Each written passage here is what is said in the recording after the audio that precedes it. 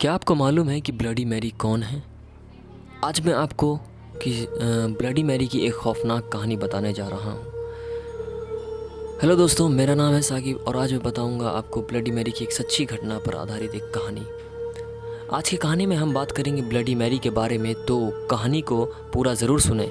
इस कहानी में आप ब्लडी मैरी से संबंधित कुछ ऐसी बातें सुनेंगे जो शायद ही आपने कभी सुनी होगी। ब्लडी मैरी इस नाम को आपने पहले भी सुना होगा। क्या आपको पता है कि ब्लडी मैरी की कहानी सच्ची है या फिर एक अफवाह है? तो आपको सुनकर यह हैरानी होगी कि यह एक बिल्कुल सच्ची कहानी है और इतिहास में इसके बारे में कई जानकारी पाई गई है। ब्लडी मैरी और कोई नहीं बल्कि इंग्लैंड की रानी मैरी टिडोर थी। एक समय पहले मैरी नाम की एक लड़की हुआ करती थी और उसके मौत के बाद उसका नाम ब्लडी मैरी रख दिया गया और इसके पीछे एक बहुत बड़ा कारण था। ब्लडी मैरी के बारे में हम जो कुछ भी सुनते हैं वे सारे सच हैं और कई लोगों ने ब्लडी मैरी की इस घटना को अनुभव किया है।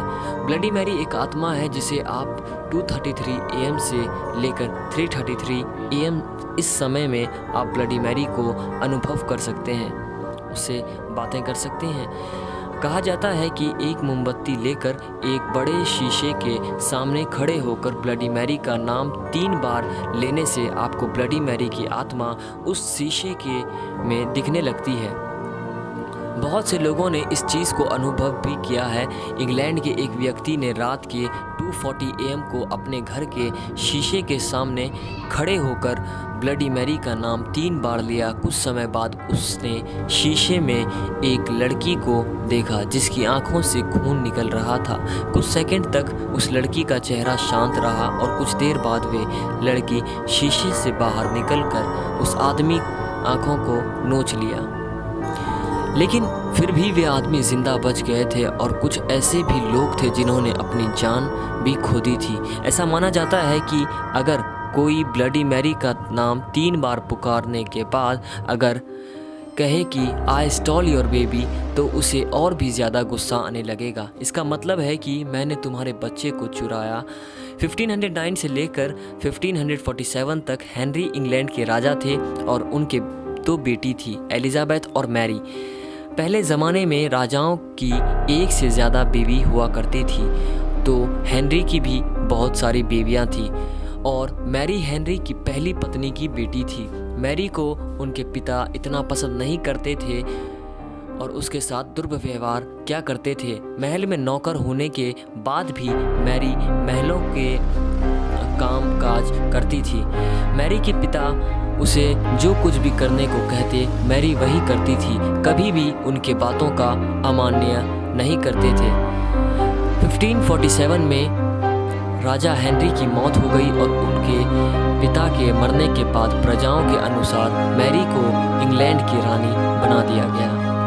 रानी बनने के बाद मैरी अब जो कुछ भी चाहे वे कर सकती थी, लेकिन उस समय कुछ हालातों के वजह से इंग्लैंड में धर्म को लेकर लड़ाई चल रही थी। लेकिन मैरी यह चाहती थी कि पूरे इंग्लैंड में एक ही धर्म हो, लेकिन उसकी इस बात ने कई लोगों ने नाकार कर दिया था। जो लोग मैरी के इस बात को नाकार कर रहे थे, मैरी ने उनको मरने की सज़ा दे दी और कई लोगों को ज़िंदा जला देती थी। इसी वजह से मैरी को लोगों ने नापसंद करना शुरू कर दिया और उसे एक शत्रु के रूप में देखने लगे।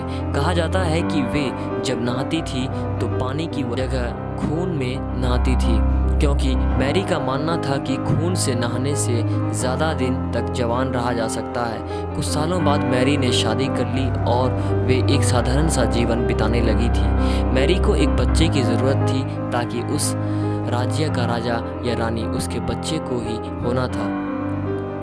कुछ महीने बाद मैरी गर्भवती हुई और इससे पूरे इंग्लैंड को लोग भी खुश थे कि मैरी का बच्चा जन्म लेने वाला है।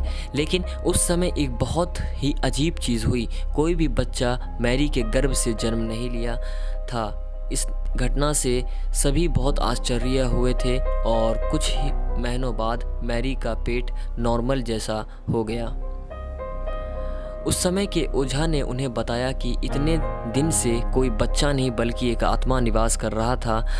कुछ दिनों के बाद उस भूत ने फिर से मैरी के पेट में निवास करना शुरू कर दिया। वे फिर से गर्भवती हुई, लेकिन इस बार भी कोई बच्चा पैदा नहीं हुआ और कुछ दिन बाद मैरी की मौत हो गई। मैरी को लोग उन्हें निर्दय मानते थे क्योंकि वे लोगों को जिंदा जला देती थी और खून से नहाया भी करती थी। जब वे भूत मैरी के पेट में निवास कर रहा था और कोई बच्चा पैदा नहीं हुआ तो लोगों ने मैरी को शापित घोषित कर दिया और इसी के चलते उसका नाम ब्लडी मैरी रख दिया गया। मैरी के मरने के बाद उसकी बहन एलिजाबेथ को इंग्लैंड की रानी बना दिया गया। तो दोस्तों, आपको ये कहानी कैसी लगी? अगर आपको ज़रा सा भी अच्छा लगा हो तो प्लीज़ लाइक करें और कमेंट करें, और जो चैनल पर नया है प्लीज़ चैनल को सब्सक्राइब करें।